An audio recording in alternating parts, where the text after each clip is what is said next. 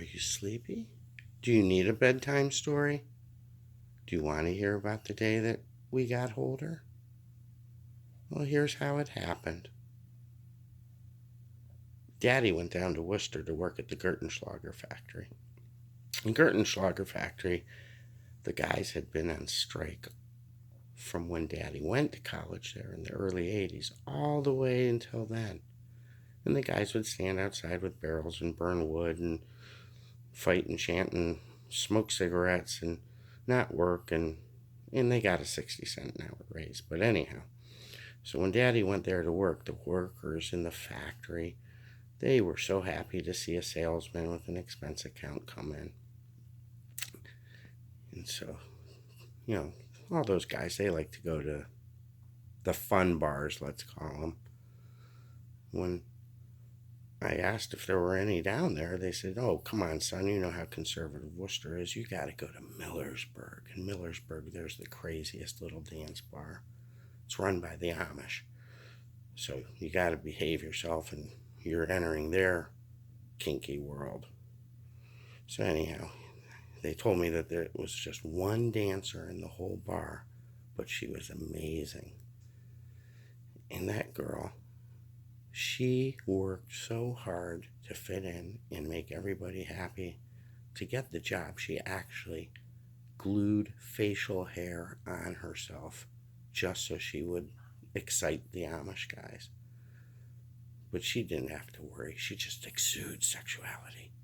Exudes it. She makes everybody so happy. But anyhow, we're off topic again. So Daddy went to the bar with the factory workers, and they were telling the truth. There was this amazing girl with artificial facial hair glued on her face, dancing and gyrating and moving all around in a way that Daddy had never seen before.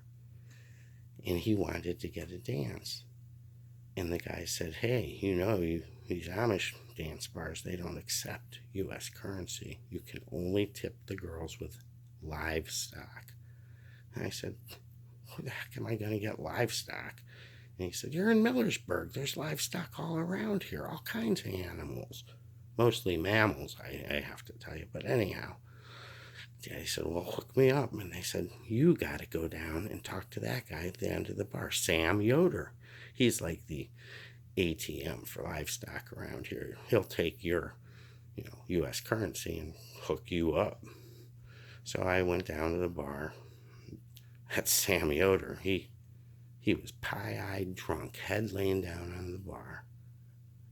Thank God I could wake him up, because I had to have your mom dance for me. And so anyhow, I said, hey, Sam, wake up. Don't fall asleep on me, Sam. I'll get you another drink right after you hook me up. And so I told Sam what I wanted, and he said, "Well, are you looking for just a dance out here, or are you looking for a dance in the special back room?" I said, "Well, I definitely would like the special dance. I mean, that girl looks special. Incredible." And so Daddy said, "Tell me what I have to do, Sam." Sam said, "Well, I sell the most special Weimaraners in Ohio. And that girl wants a dog more than anything. She wants a dog." And so Daddy said, "I'm going to make that girl's dreams come true." And so Sam took me out to his farm. And he was so drunk, he drove really poorly in those windy, hilly roads. It was very scary for Dad. But we got to Sam's farm, and there was Sam's wife. And she had 3 times as much hair as Mommy had glued onto her face. Sam said, "That is one hell of a woman. She's got the sexiest beard in the Amish community." And he told me that your mommy had nothing on her. I said, "Did you get a look at those legs? Did you get a look at that body? Did she bend over and show you the ass?" Evidently, Sam was drinking too much when that was going on. So I said, "Look, Sam, I want the smartest, goofiest, prettiest dog you've got." And he said, well, you're going to have to pay extra for that. That's my wife's favorite. Well, I knew I had to break up that situation quick and get the most special dog Sam could get for the most special girl to get the most special dance. And so I got you, and you were a very little puppy, and I put you in my pocket. That's how small you were. And I went back to the dance bar. And thankfully, Mommy's shift wasn't over. I don't think she wanted her shift to be over, if you know what I mean. And so when I finally got her attention, she came over to me and she looked down at the bulge in my pants and she said, is that a puppy in her pocket, or are you happy to see me?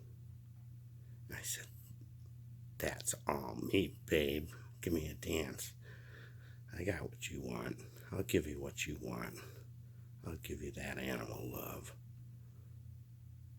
And Mommy started dancing and rubbing up against me, putting her beautiful body all over me, gently rubbing it in my face. And I could smell it, and I could feel it.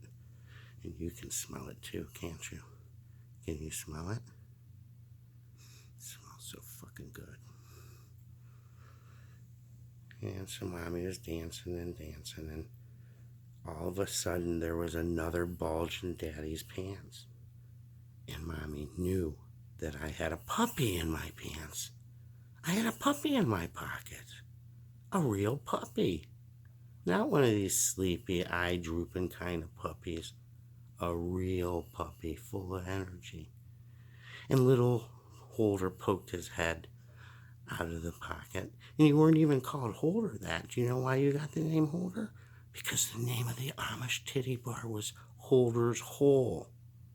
And that's where we found your mommy. And that's where I found her. And I found you.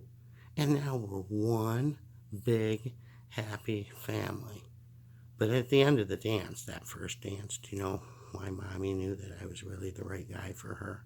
I ripped all that artificial hair off of her face so that the Amish guys wouldn't want her, and she could come home and live a happy, normal, sexy, beautiful life with Holder and Daddy. The end. Sweet dreams.